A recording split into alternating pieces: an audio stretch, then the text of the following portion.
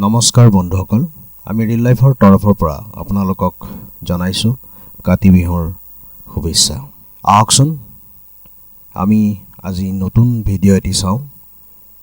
আজিৰ ভিডিওটি আপোনালোকৰ সন্মুখত আগবঢ়াইছো অসমীয়া জনজীৱনত কাতি বিহু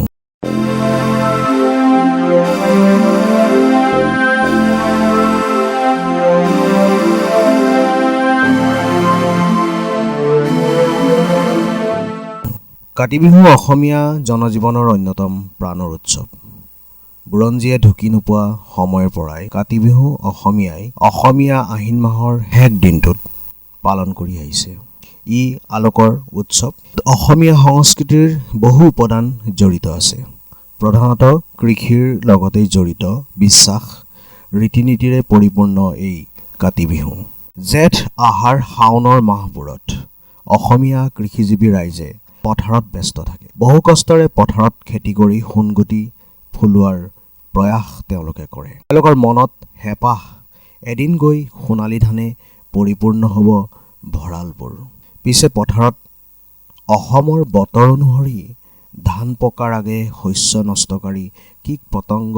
চৰাই চিৰিকটি আদিৰ উপদ্ৰৱো আৰম্ভ হয় ইয়াৰ বাবে কৃষিজীৱী ৰাইজে শস্যডৰাৰ পৰা পোক পতংগ আঁতৰাই ৰখাৰ বাবে হে নিশা পথাৰত চাকি দিয়ে এই দিনটোই হৈছে কাতি বিহু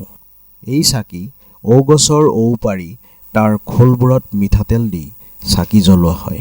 আনহাতে অসমীয়া কৃষিজীৱী ৰাইজে সেইদিনা শস্যডৰালৈ লক্ষ্মী দেৱীৰ আগমন ঘটেও বুলি কামনা কৰি পথাৰৰ একোণত বাঁহৰ জোং ওখকৈ পুতি চাকি বন্তি দিয়ে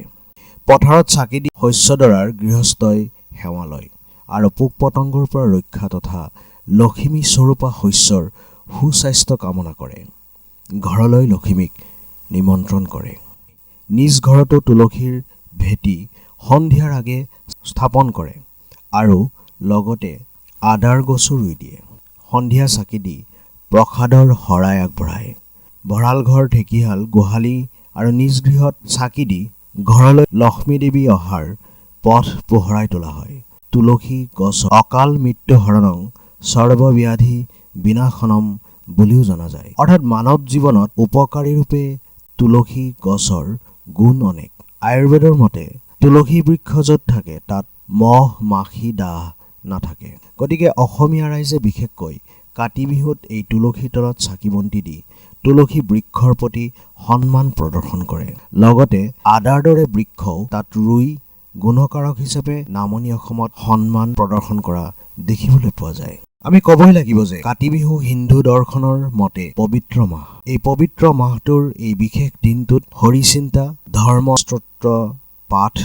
অসমীয়া জনজীৱনৰ এৰাব নোৱাৰা সময় আৰু কৰ্ম অসমীয়া জাতিয়ে কাতি বিহুৰ পালনেৰে অসমীয়া জনজীৱনৰ স্বকীয় ৰীতি-নীতি বিশ্ব দৰবাৰত লৈ আহিছে শস্য সুৰক্ষা আৰু ভৱিষ্যতৰ জীৱনত শস্যৰ ব্যৱহাৰৰ বাবে ইয়াৰ মংগল কামনা কৰা পুৰণিকালীন ৰীতি-নীতি কঙালী বিহু বা কাতি বিহু বুলি ক'ব পাৰি এই কাতি বিহুৱে আমাক যি লোকাচাৰ পালনত বৃহত্তৰ অসমীয়া জনজীৱনৰ গাঁথনি দিছে ই সুন্দৰ আৰু